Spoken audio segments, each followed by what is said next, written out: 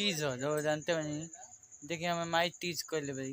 तो देखिए तीज में क्या क्या होला मम्मी बताइए क्या क्या होला। सामान सिंगार छोरो सामान सिंगार जोर से बोल छोरो सामान पूरे भाई लोग देखता है। छोरो सामान छुआला हाँ पति को बड़ा तो पति तीज के खातिर तीज सब कॉले खातिर तीज काय खातिर कॉले दादा कि पति के बलत था। तो देख सकते हैं भाई लोग तो सोचनी कि हम लोग ये माई तीज कोले बड़ी। तो देखिए सभी को जितना मन माई तीज कर सभी को गोल छू के जैसे एक नमस्कार प्रणाम करता हूँ। तो देखिए हम माई तीज करेंगे ठीक है।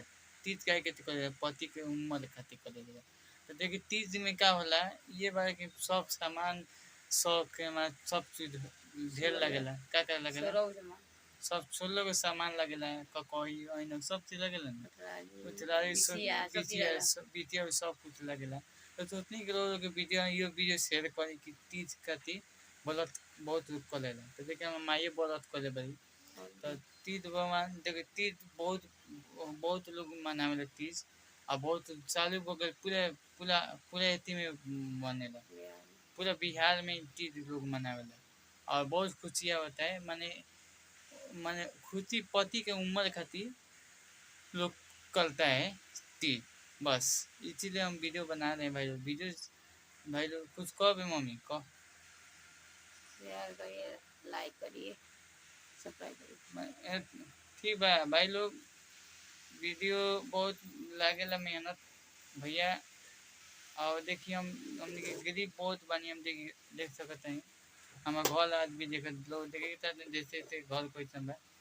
तो माई तीज याद करे देखिए यही घर में सब सुतेला यही घर में हम देखी पाका पर भूया बना भूया बिछा के हम सुते हैं।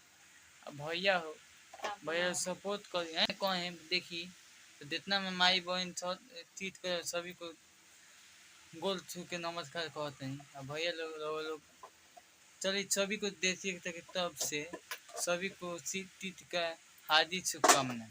तो देखिए तीज मम्मी की है और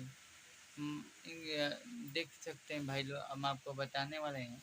तीज की बात है कि देखिए तीज जब होता है तो पुलुकिया बनता है सब पूजा वूजा होता है पंडित जी के दिया जाता है तीज का ही होता है पंडित जी के लोग कल देंगे बहुत कुछ और ककई अनक सब कुछ देते हैं। तो आपको वीडियो में बता दें भाई लोग चलिए हम कल बहुत खुशी की बात है कल बहुत खुशी की बात है सारिया के मेला है।